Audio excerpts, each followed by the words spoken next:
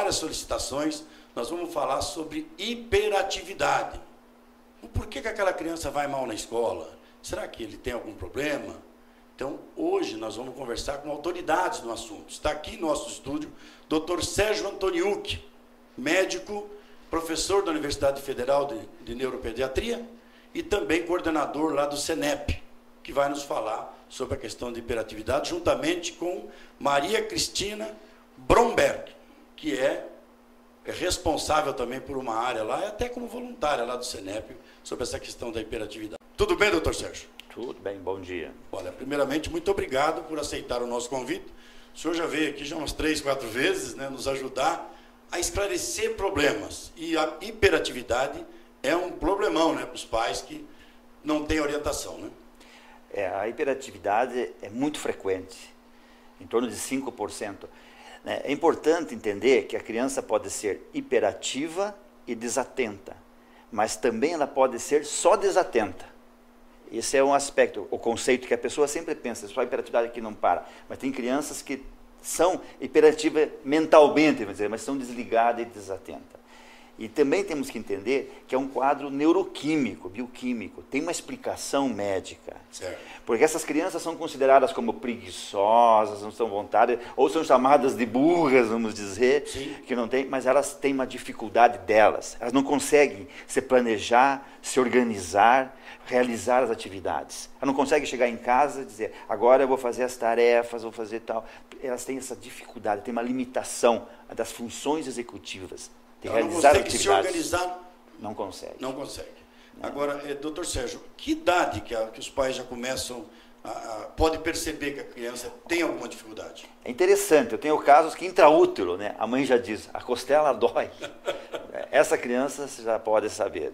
Mas a criança, por exemplo, no primeiro ano não dorme agitada. Claro, você não vai dizer, essa criança tem 10 meses é hiperativa, mas são sinais precoces. Surgem realmente na escola. Aquela criança que não para na carteira, não para na cadeira, não consegue fazer os desenhos já na educação infantil. E no primeiro ano é um problemão, sabe? É um furacão, muitas vezes. Tem que estar na frente, do lado da professora, né? Não consegue estar voando, fica pensando no cachorrinho, pensando no filme, pensando em outros aspectos. Ela não se organiza mentalmente, sabe? Então, precocemente já se faz a suspeita. Até no útero a criança já está hiperativa às vezes. Eu digo, porque a causa geralmente é genética. Certo. É interessante, muitas vezes tem um pai hiperativo, tem um tio, ou a mãe, um avô, né? Ou tem um parente político muito agitado, né? Geralmente, aí que a hiperatividade, já falando, é uma profissão que ajuda para muitas pessoas. Quem lida com o público, né? Sempre é difícil no começo, né? Quando é criança, né? Porque ela não consegue aprender, aí tem que saber o que fazer. Porque se essa criança não for bem atendida, ela fica revoltada, ela sofre muito. Tá, vamos dividir conhecimentos agora com a nossa amiga Maria Cristina Bromberg, que vai falar sobre o que fazer, Maria Cristina, quando descobre, olha, meu filho tem 2 anos, eu descobri que ele é hiperativo, o que fazer? Bom, com 2 anos a gente vai fazer uma avaliação sempre multidisciplinar, investigando causas médicas inicialmente, né? Se tem alguma coisa que justifique tanto a hiperatividade como essa coisa de estar desatenta, não prestar atenção. A gente vai investigar se a criança está numa escolinha, qual é o comportamento dela, a gente vai investigar qual é a dinâmica da família. À medida que a criança vai crescendo, os sintomas vão se transformando pela maturidade, não pela diferenciação. Não é uma coisa que se adquire, né? Certo.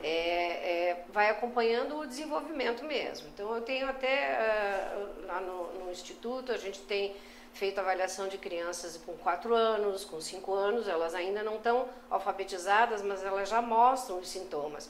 Tanto da hiperatividade, elas não conseguem ficar quietas, elas não conseguem se concentrar naquilo que a professora pede, como a desatenção. Elas ficam pensando na brincadeira, elas levantam, vão ver outras coisas, né? As pessoas confundem, desculpa eu te interromper, hiperatividade com superdotação, não?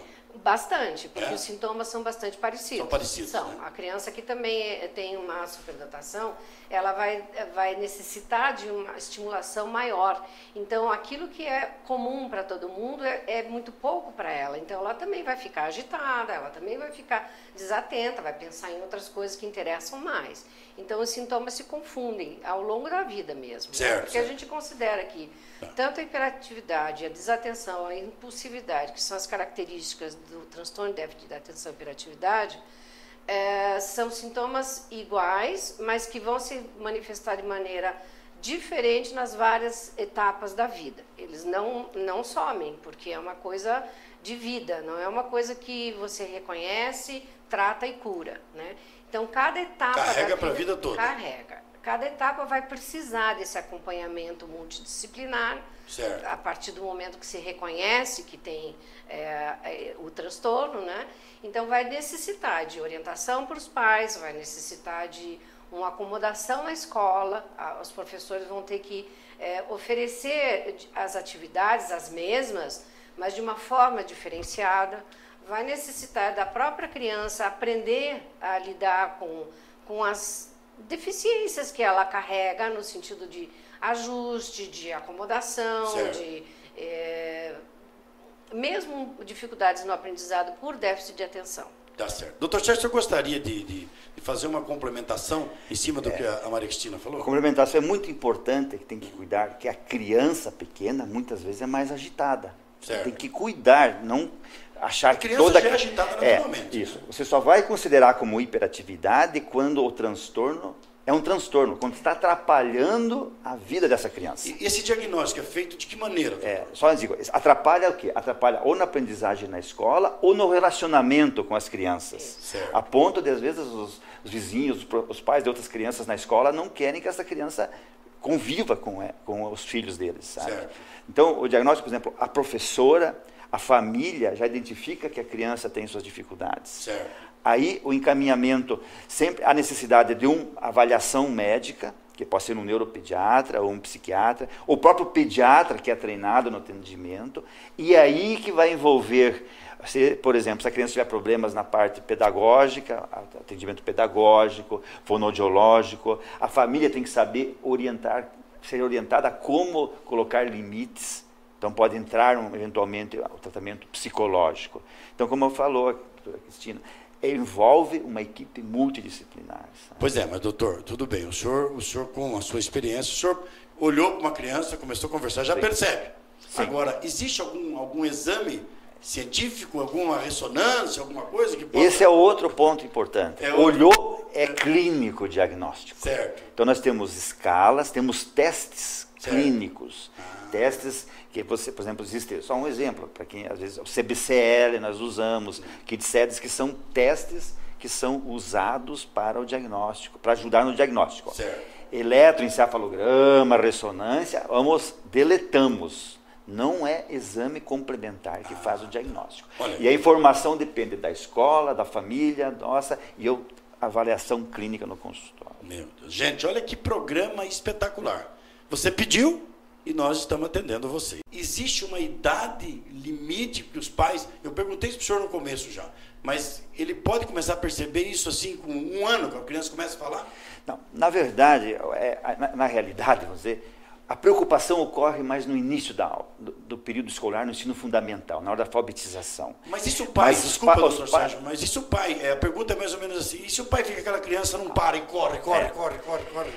Talvez. A criança que vem com 2, 3 anos, 4 anos, 5 anos, ela tem o que nós chamamos de, geralmente, uma comorbidade. O que é? Comorbidade. Comorbidade. É um outro problema junto. Então, por exemplo, é uma criança que não para, mas ela enfrenta as outras, ela briga com as outras, ela morde, ela bate nas outras, sabe? Ou é uma criança que não aceita a ordem dos adultos, ela é muito opositora, muito desafiante. Então você vê como não é tão simples tratar só não é só a hiperatividade, tem outros fatores problemas que acontecem junto. Por exemplo, na adolescência, a criança hiperativa, geralmente, ela perde um pouco a hiperatividade e fica mais desligadona, certo, mais desatenta, aquele adolescente com um grande risco de ter um quadro depressivo, de ansiedade. Pois é, a depressão pode partir pode estar junto. Inclusive, quando chega, às vezes, uma criança que é muito desatenta, e ansiosa, deprimida, a gente pensa em tratar primeiro a depressão, que é o mais importante. Depois nós se preocupamos com a desatenção, com a hiperatividade. Outras vezes as crianças têm muito toque, muitas manias, mania de limpeza, muitas rotinas para se fazer. Ela pode ter tiques nervosos, ela pode às vezes evoluir com um quadro de bipolaridade junto. Então você veja, não é tão simples, não é só hiperatividade, tem outros sintomas juntos. Tá. Então eu vou lá para pedagogo agora, porque esse é assunto de pedagogo, né?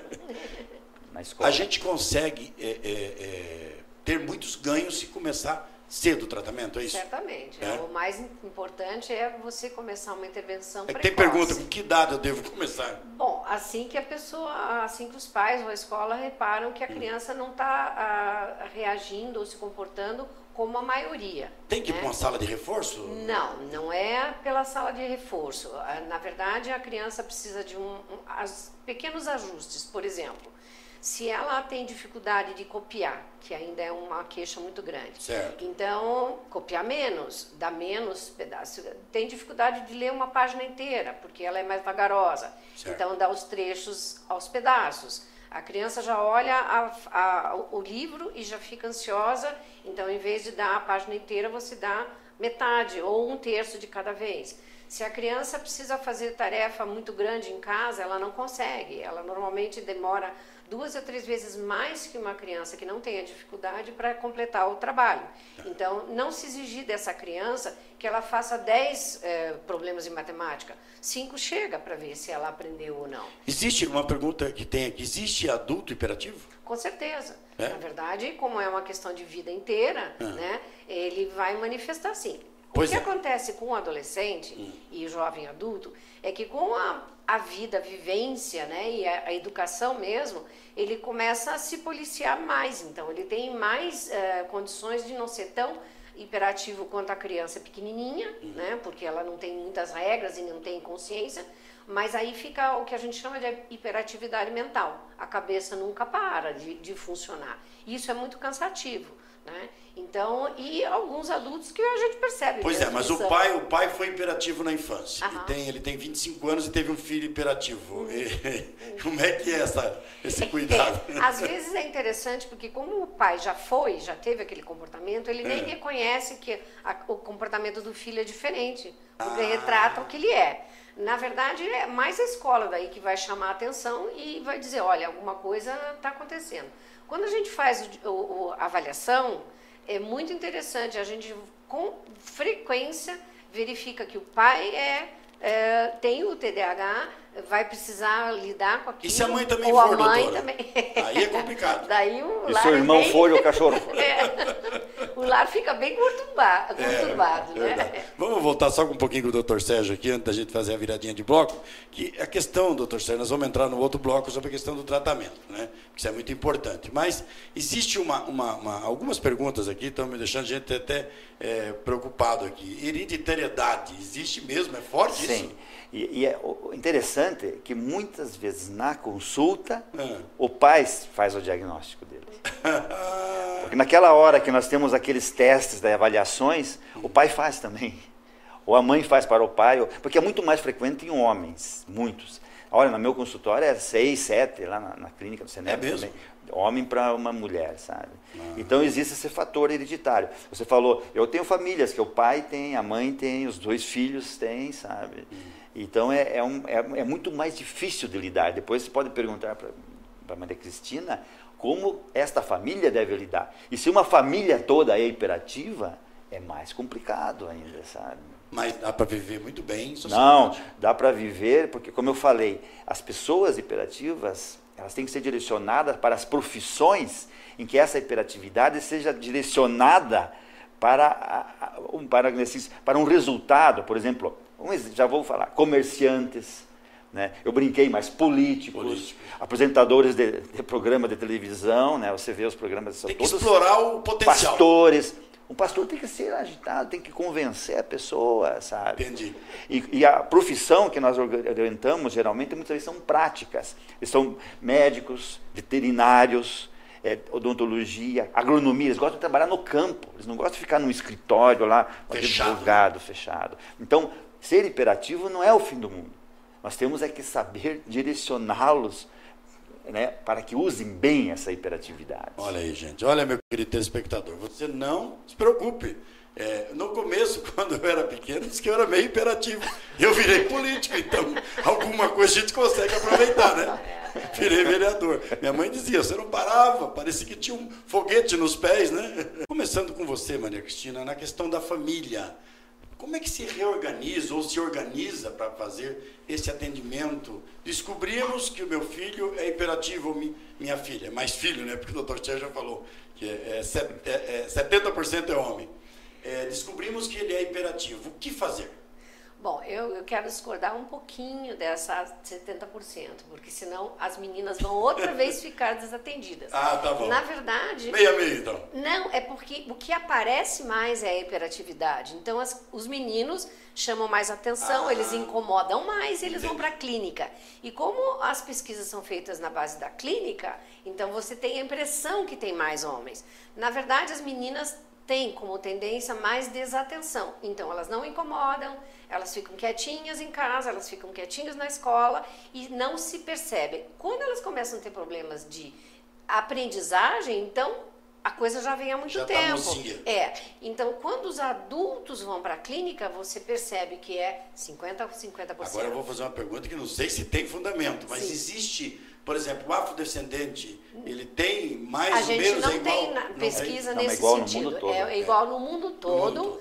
Não é uma coisa cultural, não é um transtorno decorrente de raça, não é um transtorno decorrente de condições socioeconômicas, é uma coisa neurobiológica mesmo, né? Então, é claro que as condições psicossociais vão afetar na evolução do comportamento, não dos sintomas, mas do comportamento. Se a criança tem uma família mais estável, uma família bem organizada, com limites claros, a criança pode fazer isso, não pode fazer aquilo, se tem um acompanhamento na escola, então ela vai ter mais facilidade de se dar bem em relação aos sintomas que causam dificuldades. Se a família é muito desestruturada, se os pais são separados, a criança está no meio de uma briga, se tem perdas, né, de morte, se tem brigas, se a escola é inadequada para aquele tipo de criança, ela vai mostrar mais dificuldades, mais consequências. Certo. Então, a intervenção precoce é muito, muito importante. Isso começa com a família, né? A família, primeiro que tudo, tem que saber o que é o TDAH, se aqueles sintomas não têm outra explicação, se é mesmo só o transtorno, como o doutor Sérgio falou, se ela não tem também junto um pouco de depressão, se ela não é opositora, as crianças muito pequenas com uma hiperatividade muito grande vêm mais para esse lado, então você tem que organizar a família e dizer, olha, faz desse jeito, vai por esse lado, de modo que o ambiente familiar já propicie uma certa educação em relação ao transtorno. Muito bem. Olha aqui, eu vou colocar o telefone da Maria Cristina, pedagoga, que faz esse atendimento. Então, se você precisa fazer uma consulta, bater um papo, esclarecer mais dúvidas, claro, isso tem que ser pessoalmente, mas anota o telefone, 3011 7019. Está aqui no seu televisor, 3011 7019. Liga, marca uma consulta, vai lá conversar com ela, porque o programa é de meia hora, não dá para esclarecer tudo. Mas eu quero voltar aqui com o doutor Sérgio, porque nós temos pouco tempo, mas temos que esclarecer. Questão de tratamento, quando começar, tem remédio, tem cura, é doença, não é doença? O tratamento médico, em termos de medicamentos, é uma parte do tratamento, certo. Uma pequena parte. Por exemplo, como já foi ressaltado, a conduta na escola, na família, vê como não é simples de tratar. Mas o medicamento, por exemplo, é neuroquímico o problema. Muitas pessoas tomam muito café, muito chá, muito chimarrão, comem chocolate, são viciados em algumas bebidas que estimulam o cérebro, o sistema dopaminérgico. E os medicamentos agem ali. Certo. Então, existem medicamentos que podem ajudar, olha, até 70% das crianças. Eu falo dos remédios, mas sempre digo, não é o medicamento só que as pacientes chegam, eu quero um remédio milagroso para melhorar. Que pena que é. Se não reestruturar a família, se os professores não entenderem, né? Como ela falou, se chama TDAH, que é algo mais abrangente. E medicamento, então, se usa para se concentrar, para melhorar aquela hiperatividade. Tem medicamento que funciona por 4 horas, por 8 e por 12 horas. Sempre aquele, mas meu filho o medo vai viciar. Eu sempre digo, você usa o medicamento, nós usamos 1 semana, 2 semanas e vemos o resultado. Se houve uma melhora, nós vamos continuar. Podemos suspender nas férias, eventualmente. E algumas vezes temos que usar por muitos anos. Eu tenho muitos adultos, eu tenho um paciente que chegou com 7, 8 anos, e hoje já é um engenheiro, trabalha nas empresas, ou é um veterinário, que eu estou lembrando no momento, que usam ainda medicamentos eventualmente em umas reuniões em que eles têm que prestar atenção. Até para dar uma acalmada. Isso. Como foi dito, não cura, mas melhora muito. Você aprende a viver. A maioria das crianças e adolescentes deixam do medicamento, porque aprendem a conviver com a situação, sabe? Tá certo. Olha, gente, quanta coisa a gente está aprendendo hoje. É uma pena que o nosso tempo já está esgotado, é meia hora de programa, mas nós vamos trazer eles novamente aqui. Tem tanta pergunta que ficou sem resposta, para que a gente possa dar continuidade nesse assunto. Tem vários assuntos que eu quero trazer o Dr. Sérgio também e a Maria Cristina para a gente debater, porque esse programa, o objetivo dele é debater questões da saúde. Saúde pública, gente, olha, não se brinca com saúde. E a gente, como tem a possibilidade de esclarecer através de bons profissionais, é isso que nós estamos fazendo nesse domingo. Eu quero agradecer a presença do senhor. Se eu quiser deixar uma mensagem, doutor Sérgio, esse é o momento também, uma mensagem para os pais, né, para as famílias que têm a mensagem é que existe o problema.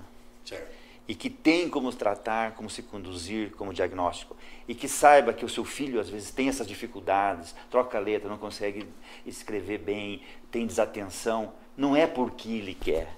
Ele nasceu assim, com aquela dificuldade. Certo. Então, quando procurem, falem com os professores, o pedagogo da escola, o psicólogo da escola, eles sabem como fazer, como encaminhar. Porque nós podemos fazer com que essa criança não sofra bullying, não sofra ansiedade, não se sinta com a autoestima baixa e que possa ser alguém na vida.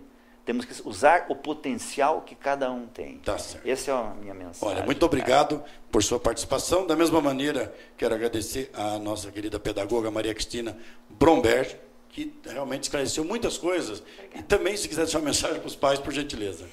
Eu quero agradecer a oportunidade, porque ainda há muito desconhecimento sobre o TDAH, a hiperatividade. O foco fica sempre muito na hiperatividade e com isso a gente perde de prestar atenção nas crianças que têm mais desatenção, né, e que vão enfrentar bastante dificuldades. Então, os adultos que têm um pouco mais de paciência e que compreendam que a partir deles é que as crianças vão poder construir uma vida melhor e ter bastante sucesso. Tá certo, Maria Cristina. Muito obrigado a você, ao Dr. Sérgio e a você que me dá essa grande audiência. Muito obrigado por sua audiência, pelo carinho, um grande abraço. Fique com Deus até o próximo programa Amor Sem Limites.